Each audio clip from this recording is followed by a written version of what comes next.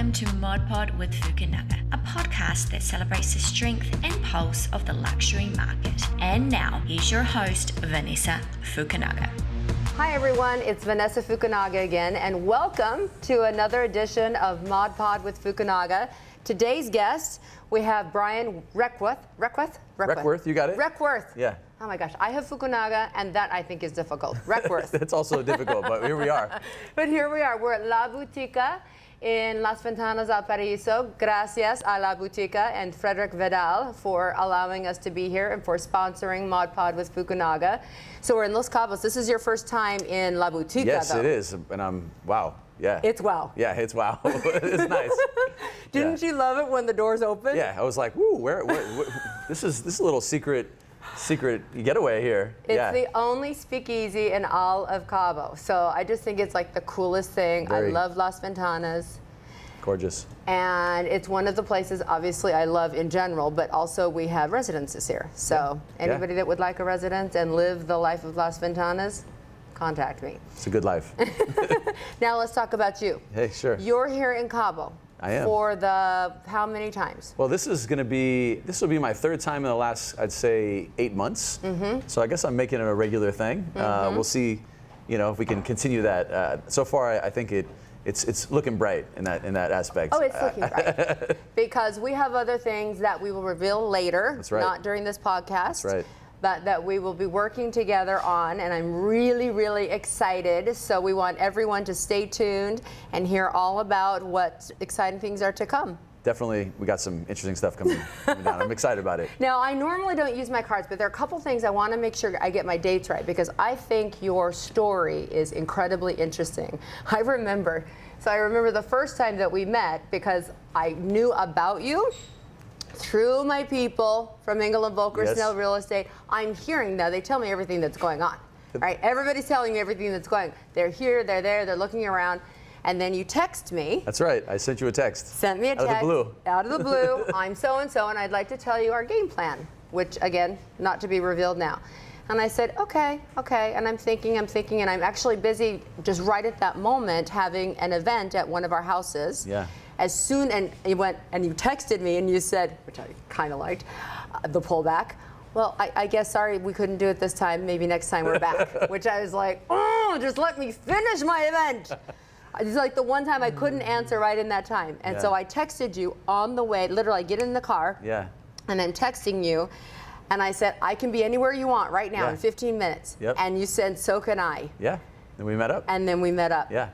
It was awesome. We had a great chat. Totally we hit it awesome. Off. Yeah, it was great. Blake and Martin, and we had a good time. I thought it was really good. And I couldn't believe, like for me, it's so important to meet somebody and like get to know you. And when you know you want to do some business together, especially. Well, I was already impressed by your team, so it was good to meet you because, it's a representation when you see your team out there and they were super professional.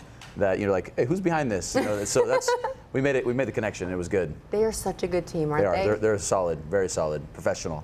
I'm really, really happy that we have such a good team. Thank heavens they did such a good job.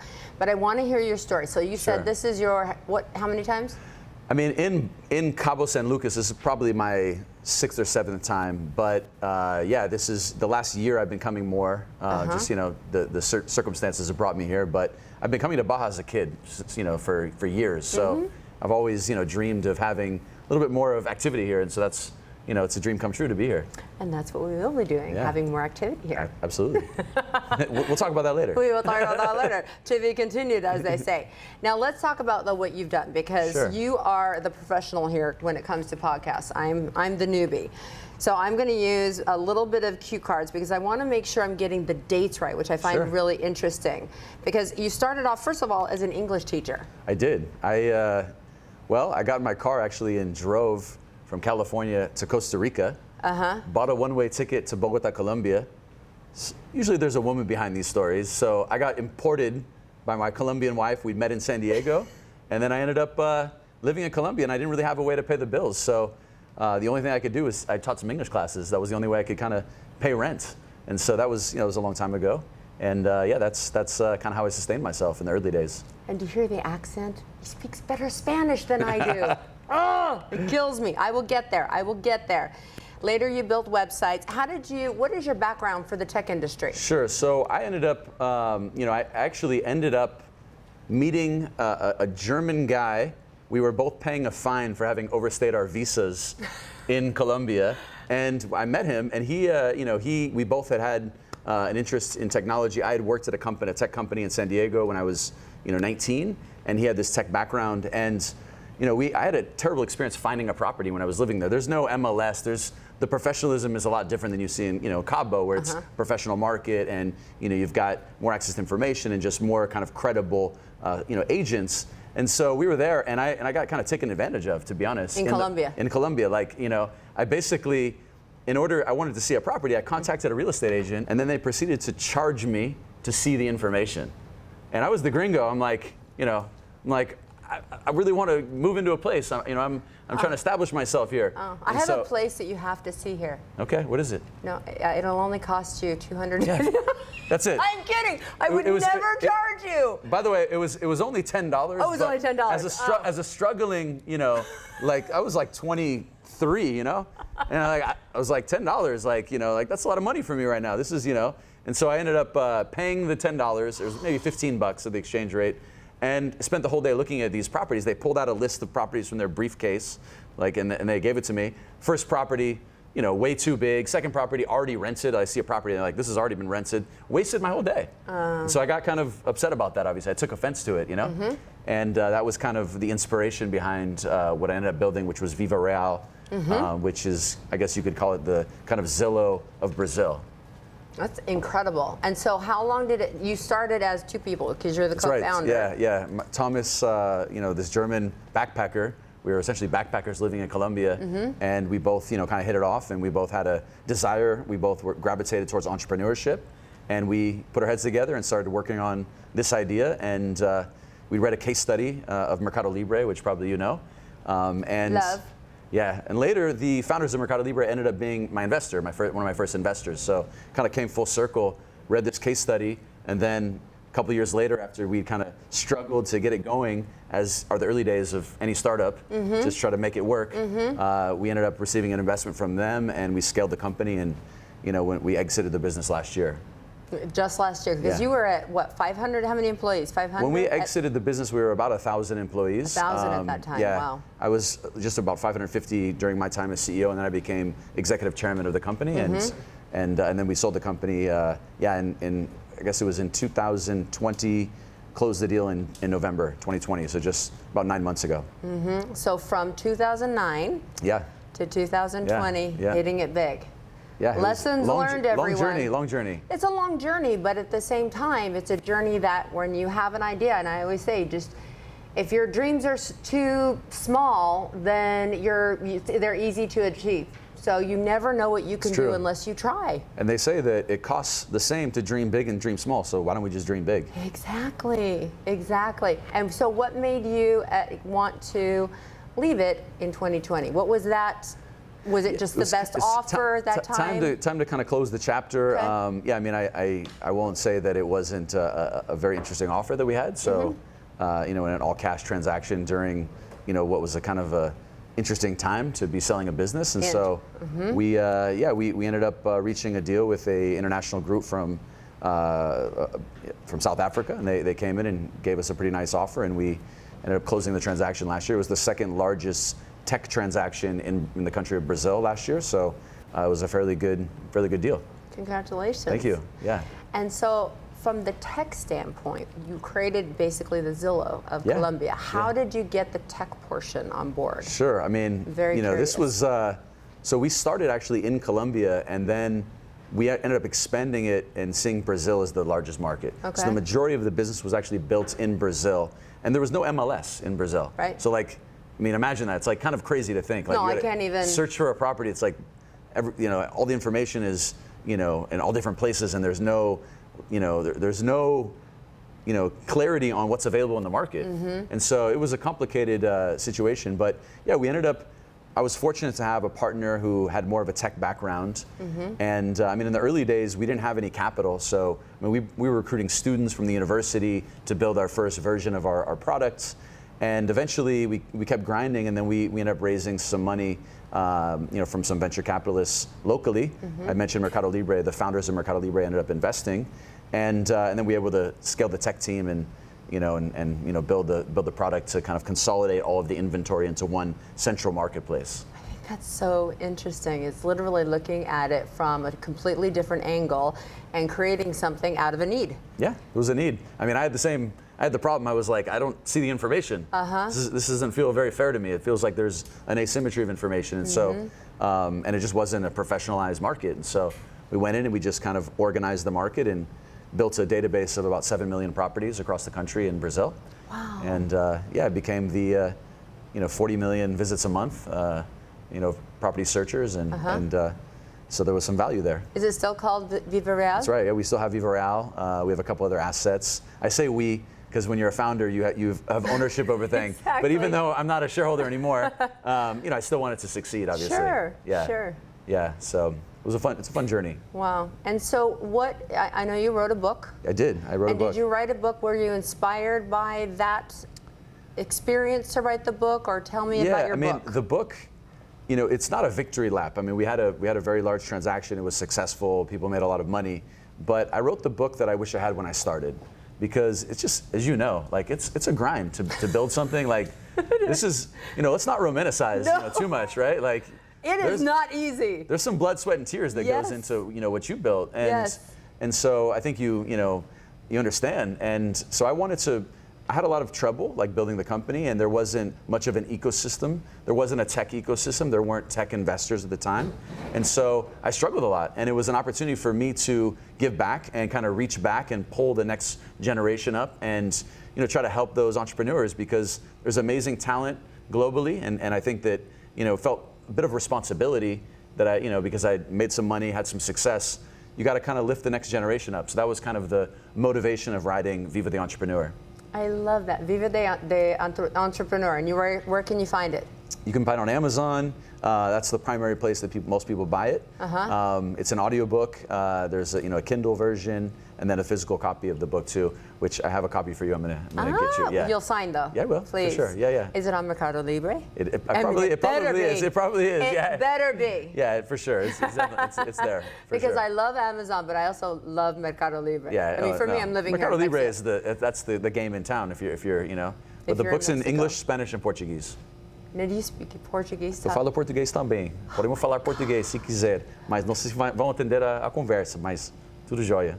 Oh my God, and it's so close to Spanish. It's close. Like I understand. It's so close, but then it's like, you hear like a crazy word where like, pineapple is like piña, and then all of a sudden, piña in Portuguese is abacaxi. Like, that's nothing close. So oh my God. It's hard. Abacaxi. That sounds Japanese. It does. It has like a little like, and there's a huge Japanese population in Brazil. So I don't know where really? Yeah, huge. My people. Huge. My people. Yeah, one of the largest, I think, outside of Japan, actually, in São Paulo. Yeah. I wonder why. Do you know why? I don't know, but it came from a town called Nagoya. Like Nagoya is in Japan. That honestly sounds, And that's a city that is a sister city somehow. Or I don't know the history, but there's an entire huge neighborhood in São Paulo. Amazing Japanese food in São Paulo. So exactly. Yeah. So what kind of when you were in Colombia, what kind of food is there? Yeah. And spices, because we're going to prepare. Daniel, who's here, is going to prepare us a cocktail. Right, yes. Yeah, love it. Based on what your general tastes are. So do you like spicy? I'm in Mexico here, so like I'm a fan of Mexican spirits, no doubt. Like I think that world-class mezcal and tequila. So I put it in the hands of Daniel. I trust this guy. This guy's a pro. He's a pro, and so I said whatever you like, and mezcal is something that I'm a fan of. So let's see what he comes up with. But I've got a lot of confidence in him. Frederick Vidal has this new idea that he's going to implement called the Prost. Whenever he's here, we always laugh because I can never pronounce it correctly. He's saying it in French, with his French accent perfectly, sure. And of course I'm killing it. So it's the Prost questionnaire, and what it does is, I just love the idea, and it's only for La Boutica. So it's going to ask you all these questions. That's why I'm asking you. Do you prefer savory, salty, sweet? Yeah. Those kinds of things. Yeah. Even do you like, which his answers killed me. It was so funny. Aston Martin, Porsche, Ferrari or Mercedes? No, he's getting in there. He's getting the psychology of all of that. Yes. So what would you prefer? Wow. Well, I'm probably a salt preference in terms of. And then in terms of the car, what are my options here? What Let's say Ferrari, Mercedes, Ooh. Aston Martin, and Maserati. Ooh. Wow. So if you had to pick. I don't know. I'd probably go maybe with the Maserati. I don't know. I don't know. You seem like the Maserati. Yeah, you think so? You think I that? think Is so. that what does that mean? No, I just think because there's a lot of personality to All it. right, there we go. Thank you. It's on the go, go, go. Yeah. That's what I see. Daniel, gracias. Hey, look at this. Oh my gosh. Look at that. That's wonderful. Thank you. Look at how that's served. Perfecto. Beautiful. Gracias, Daniel. Okay, now Thank you. wait. Por favor, taste it and let's see if we can taste so we it. got. Wow, look at this. First of all, salud. Hey, salud. In mis ojos. Okay, I got Siempre. you. Yeah. Okay. Thank you. So we were talking about foods and things like that in Colombia. I'm really interested because I have a lot of Colombian friends. Actually, I was just with one of my really good friends from Colombia. Yeah. But she lives in Mexico City. So tell me your experience in Colombia. Yeah. Foods. The classic thing that I like in Colombia drinks. is the coastal food. So like up on the Caribbean, you've got just like amazing fish and then coconut rice. I just love some coconut rice. It's just so good. And then some patacones too. That's a fried plantain that's kind of smashed, and it's delicious. So with a hogao, which is like this kind of sauce that goes on top. That would be my kind of go-to, and it kind of just gives me the Caribbean vibes, and so it kind of transports me to that that scene, because there's a lot to like about the ocean, right? Yeah. As we know here, right? Yeah. In Cabo San Lucas. And what made you move away from Colombia? Yeah, I think it was really a kind of pursuing of opportunities as we kind of looked at the the opportunity for the business. Yeah. Colombia just wasn't quite as mature as Brazil, so we looked at the market size and I also always had kind of a curiosity for Brazil. I went there when I was I guess I was 20, and I ended up studying in Argentina, in Buenos Aires, and I went to visit Rio de Janeiro when I was in college, and the city kind of just captivated me, and I remember having this moment of clarity, and said, someday I will come back to this country. And it was just a moment that I kind of had seeded in my mind, and then I remember years later, the opportunity came, and I studied a little bit of Portuguese and just basically got on my horse, I guess, so to speak, and moved to Sao Paulo. So a bit on a whim. Wow. And then your next stop was? Well, Mexico to Costa Rica on a 6-month trip, just crisscrossing Mexico. Okay. I saw 16 different states while I was there. Wow. And then I ended up buying a one-way ticket from Costa Rica, so went through all Central America, bought a one-way ticket to Bogota, Colombia, and then that's when I proceeded to go down to Sao Paulo, is where I ended up in Brazil. So did that. The combined total was about 13 years on that journey, and then I moved back to the Bay Area, Sonoma County, which it's also a pretty special place. So kind of back to my roots, growing up in the wine country. Do you envision yourself having a home base somewhere else? I think that the home base will probably be there, but I've definitely been interested in having a second, third, property in different locations, which is why I'm here. And we're going to be looking at some real estate tomorrow. Of course. And that's who to call. So we're definitely I'm definitely attracted to the idea of I think about long term that this is probably a destination that I'd want to spend a lot more time in. There's a lot to love, right? And so. Maybe kind of 3 to 6 months a year. This is a nice place to be, and it is. So I get a little bit of best of both worlds, and it's definitely on my radar, for the future. I mean, for me, I love living here. Now, I'm here 12 months out of the year, 24/7, but I'm not mad at you. I'm not mad at you at all. And I always admit, like when I'm on a conference call or with somebody that doesn't live here, I feel like I always have to apologize. You're like, is that your Zoom background or is that your real background? I know. I said, I'm so sorry. This is. I'm at least appreciative of my reality. My reality is ridiculous. I live right here with the beautiful whales. I can play golf. I can't surf, but I can paddleboard. Yeah. Other people can surf. Yeah, you can. But you can do anything here. You can have the highest level of fancy. No, you can. Or your local taqueria, which are absolutely my fave. Yeah, I'm on a taco mission when I come here, and it's the best. I'm not an expert. I don't have fancy taste, but the things I think I could be a judge on are guacamole. Oh, absolutely. And skinny margs. Ooh, yeah, yeah. You probably, I dabble, but You've dabbled in the skinny? I'll let Daniel take care of me. Like whatever Daniel's got, I'm in. He's so good. Yeah, he's good. And he probably. I don't know if it would be fair to have him in the tasting for or a contest for skinny margs. Yeah, he would be on that. That would be fun. Don't you think that'd be fun to do like a little contest? A little tasting. Yeah. Yes. Oh, for sure. We'll do that. We'll do that next. And so, how long are you here on this vacation? This is a quick. This is work a quick and trip. vacation. This is a, it really is a vacation, even here with you. This is not work for me. This is a privilege to be here. So, oh, that's so nice. So we're just here for the weekend, and there's actually there's 68 friends in town here. We're got a block of rooms, and probably some people would just be like, I want to stay. I can imagine some people coming here and be like, you know what? This is nice. Why am I not doing this more, right? Yeah. That's probably what happens. It happens all the time. So yeah, it's nice. So I'm unfortunately heading back on Sunday, but it's nice to be here. It's a place to be, and that's really what happens. I mean, I came here on vacation and basically never left. I started here in 2011, coming on vacation, realizing that I didn't want to travel the world anymore. And because I'd done that for 16 years, it was great. And came here on vacation, and I just fell in love with everything about it. Everything about it. It kind of fills your soul. It fills your soul here. Mm-hmm. It really does. The smells, the views. And no place can you really, or very few places can you find water, right? The Sea of Cortez, desert, and mountains. Yeah. So it's just this unique microclimate. It's unique with the whales migrating here every year. I mean, I don't even sell just to sell. I'm not selling a house. I want people to love Cabo, and I want them also to know about Mexico. Yeah. That we have the most amazing culture and art and gastronomy and everything. Que viva México. Exactly, exacto. Solamente falta mi español perfectamente, pero yo entiendo todo. You got it down. You got it. I would say nativa. Please be careful. Now tell me about Latitude.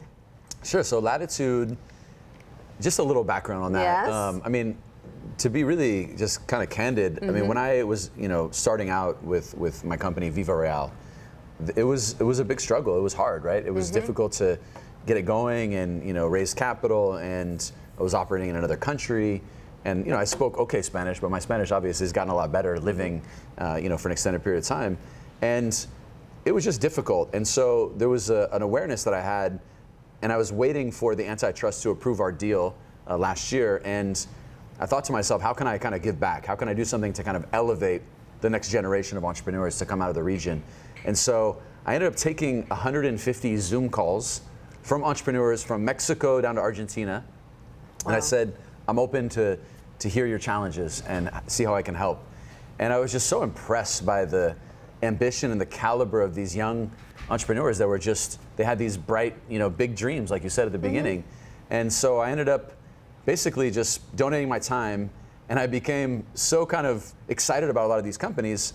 I ended up just cutting some checks into these companies, and I became shareholders in these companies. And then I was like, how do I tell all my friends about this? Because there's some amazing entrepreneurs, incredible entrepreneurs from all over.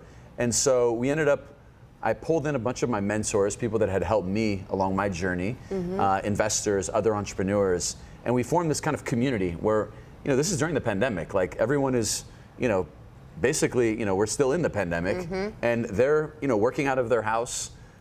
It's lonely. It's a lonely journey when you're building a company. And so bringing people together, forming community. So we built this remote first community, and I pulled all these mentors, and we started hosting live sessions on everything from fundraising, sales, marketing, products, engineering. Wow. And we just did it pro bono. We just didn't expect anything in return. We just helped these entrepreneurs. and I was just blown away by the ambition, the vision of these entrepreneurs. So we ended up investing, and we ended up hosting six-week cohorts of entrepreneurs. And so we've been doing that for almost a year now. And I mean, there's been, these entrepreneurs have raised subsequently over $20 million for their companies. And I've had the good fortune of being an investor in many of them.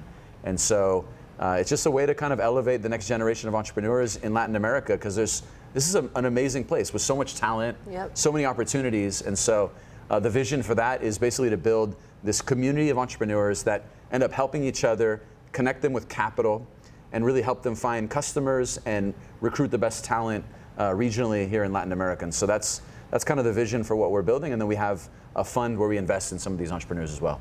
I think that's amazing, because I feel like the same way, like if only I knew, or I'm always telling people, don't do this, don't do that, because they're the mistakes that we've all I made them. We've all made them, yes. right? Yes. And I don't have a way, or didn't have a way, to try to help somebody not make the same mistakes that I did. Absolutely, yeah. There's a lot of lessons, when you go through the hard lessons of making the mistakes, and that's where you learn the most, right? And I think that to make it less taboo to talk about and be vulnerable and be open to those challenges allows you to give back and help people do their next thing and learn from your mistakes. I love that, and I love the idea of extending your hand and helping pull up the next person. Yeah, that's because that's the good thing. It becomes a virtuous cycle at some point where then they do that, and then there's it's like I remember my mom. We would be at the toll, and sometimes she would just pay for the person behind her. And I was just like, I was a kid, and I saw her do that a couple times.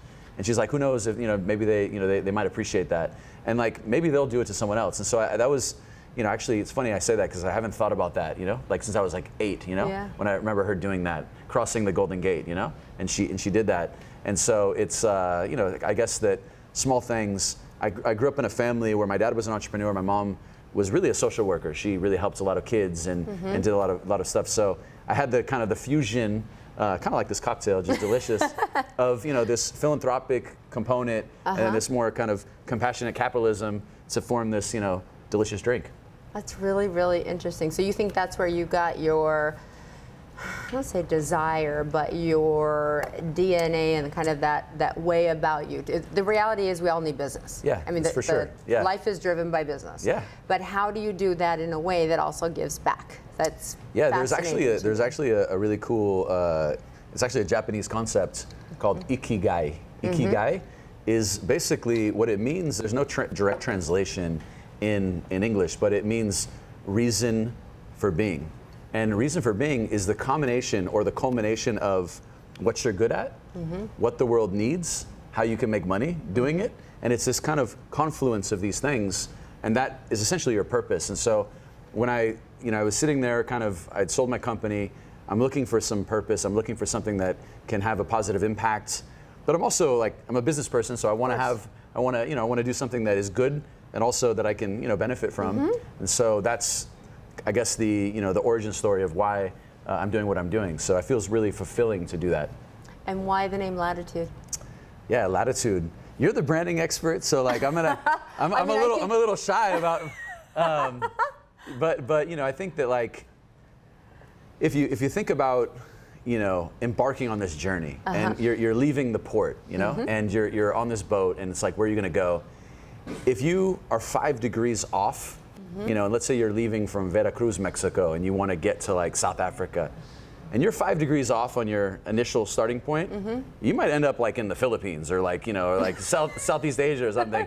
So it's really about just helping entrepreneurs in the early days get off on the right foot, start and be in the right position to end up in their destination. And so there's a lot of travel analogy in what we do, and that's something that I've always been passionate about, culture and travel, and so Latitud just kind of came to me, and it resonated with a lot of things that I care about, and also Latin America happens to be the largest latitude, on the face of the earth, and so in terms of location, and so those are some of the thoughts that went into Latitud, and I was able to get the domain name, and it worked.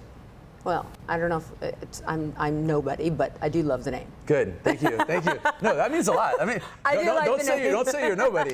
I'm actually saying, is she gonna like that? I do love it. All right, good. Well then, that's good. And your next stop on the business train. Well, yeah. Are we allowed to say the name of it? I think we can say the name. Yeah. We can say the name. We can say the name. We can say Kokomo. Make sure you got the C in there. I see exactly. you. I got to see it. Kocomo. Como? Como, we do it. Exactly. And I think maybe that's probably all we can say. I think we can say just Kokomo is the next. It's the next stop on the journey. I like how you put it. It's like it's a journey, and we're here, and we're gonna make a little stop, and it might be a fun stay. I think so. I think it's going to be really fun. And in life, so now we've talked about kind of your journey through Colombia, Mexico, Brazil, the Bay Area, what you're going to do in Cabo a little bit. Yes. Let's go a little bit personal. Sure, tell me. You've traveled a lot of places. I have, yeah. Where would be your next places where you haven't been, where you want to go, and why? It's funny because as a kid, I got to travel a lot. When I was 9, we went to the pyramids, and I was super fortunate. My parents ever see this, thank you. And I was able to go to some pretty exotic places as a kid, and it's funny because my friends, they sometimes we talk about going to Italy. And I've actually never been to Italy, so it's kind of like a running joke with my friends, because they're like, you've been everywhere in the world, but you haven't been to Italy, which is so I'd say, in terms of a trip, but putting roots down, just love Mexico. So if I were to talk about the world map of where I'm gonna go next, it's probably somewhere, I love the Mediterranean. Me too. So that would be kind of my, I've been around the Mediterranean, Greece, and Croatia and a handful of other places, but I've never been to Italy. So it's kind of the running joke with my friends. They're like, you haven't been there. So I'll probably have to go there just so I can get them off my back. That is so funny. But that's more for maybe a month or something at some point in the. How did you get so fortunate to be able to have, my trips, I grew up in Utah, were to the Grand Canyon and places like that, Lake Powell, everything that was kind of near. We did those driving trips with the family. I didn't have that kind of opportunity. Yeah, my parents, they were really big into traveling, and it was funny because at one point when I moved to Colombia, of course, they weren't super pumped and excited that I was one, Colombia has a bit of a reputation, particularly back in 2004 when I went there. It's gotten better since, fortunately. But they weren't, you could sense that they were go for it. But at the same time, they were, they probably were a little unsure about me going there, but they're always so supportive of me. And so I kind of, it's kind of their fault because they exposed me to this whole world. And then it wouldn't be surprising that I'd end up in an exotic place like that. So, but yeah, I guess I was really fortunate to have that. I always consider myself a global citizen, and I think I probably get that from both of my parents that were passionate travelers, since I was a kid. I think that when I actually started traveling, it was only when I was an adult. Right, my very first trip was to the Cayman Islands. Wow. And how did that come about? How did that come about? God, I died. Yeah. Well, What led to that? It was my husband at the time, who's now my ex-husband, but my husband at the time, we went on vacation together. And he grew up, he's American, but his mom is Dominican. Okay. And so he's used to the Caribbean and wherever, and I was living on the East Coast at that time, and so we decided to go to the Cayman Islands. And then you're like, this is pretty. Oh, I was like, it is on. This is on, So my way out, I would say, of Utah was Utah to New York, which I just loved. I knew I was destined for something else. Yeah. I felt like I was the global citizen. When you're in New York and you come from Utah, you're like, this is a little different. This is a little different. Yes. Where in Utah? Ogden. Okay, I've been to Ogden. I was there just now. I think that's so crazy. I went skiing there. I think that, not in Ogden. No, right next to Ogden. It's a small little town just, I think, north of Ogden. Where did you go? Powder Mountain? Yes, I went to Powder Mountain. That's where I skied. Oh my God, that is literally where I grew up. I love that place. It's gorgeous. So fun. I have much more appreciation for it It's now cool. that I've moved It's away. cool. Yes. There was no one there. It was like, this is amazing. Oh my gosh, and everybody tells me, like, you would never believe how Ogden looks now. Yeah, because that was like some nice restaurants, and I mean a couple. I don't know.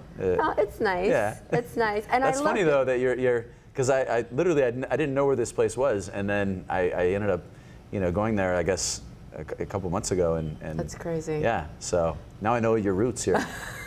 I grew up there. I was sent on the ski bus every Saturday. Yeah, I grew up on skis. Amazing.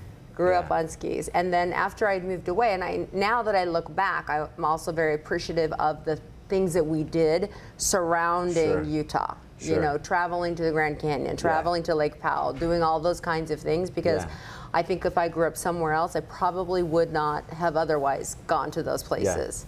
Yeah. And no, it's really interesting. And then once I started really traveling, then it was on. Yeah.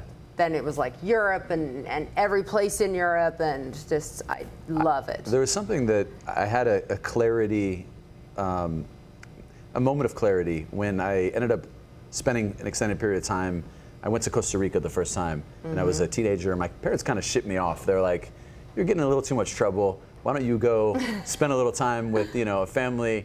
And so I spent a month and a half living with a Costa Rican family, and I remember coming back as a 16-year-old to my high school, and it was an experience where when you're thrown into this different culture and this different environment, it allows you to kind of have this introspective, look at yourself.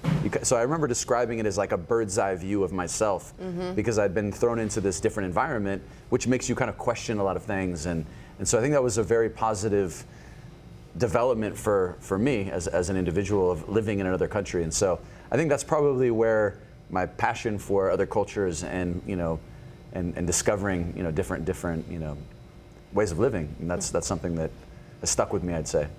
Me too. I think that it also opens your eyes to, we are small. We are one person. We are almost nothing compared to this big grand world and what's out there, and what you can discover, that there are other cultures, other languages, other foods, other everything, and the life is interesting. Life is fun. It's the diversity of it. Absolutely, yeah. It's a big world, and small but big. Small. It is small. actually It's a small world. small. It's small, but there's a lot to discover, and there's a horizon of new experiences to be had. Remember when we were talking and we actually had somebody totally in common? Yeah. Yes. That's bizarre. Remind me. It's our chairman's son-in-law. Yeah. That started lowermybills.com. Yes. Yes. Yeah. And you knew him. Yeah. I could not get The craziest over it. thing, remind me his name. I'm drawing a blank. His name is Matt Coffin. I quoted the guy in my book, and I couldn't remember his name. I was like, because I'd met him in actually a very similar environment to this in Sao Paulo, a place called the Vazano Hotel, which is it's like the coolest place you're ever going to find in Brazil. And actually, when I walked in, I actually had feelings of this place. It's just like, this is a little cooler, but it was the moment where I was like, it took me back to that place. And then, funny enough, Matt Coffin, that guy gave me some amazing advice as a budding entrepreneur. I remember he sat down and I was like, what is the one thing that you think I should, learn or be aware of as an entrepreneur? And I quoted him in my book on this. He said, it's hard to stay focused as an entrepreneur. There's so many opportunities. So he said, make a list of the top things that you think are important for your business to succeed. He said, pick one or two, cross the rest off, put it in a drawer. He said, physically take the things that you're not going to do and put it in a drawer and just lock it with a key and just focus. And it literally was the best advice that I ever received, because I just unlocked value because I was so concentrated on what moved the needle for the business. And so it's so funny, as soon as you made that connection with Matt, and I'm like, this is a little bit of serendipity here, that so weird. It was a weird moment, right? Yes, I could not get over it. Yeah. So, and it was cool because I couldn't remember his name, because I'd met him at this, randomly someone introduced me and I had a conversation, and then you jogged my memory, and then I was like, that's the guy. So you need to connect me with him so we can chat. Yeah. That is so, so crazy. You know, I found your energy kind of the same. He's really, really smart, and he's kind of on the go and thinking about a ton of things. I mean, you have basically have done your own Shark Tank, and you were the shark. A little bit, Really was.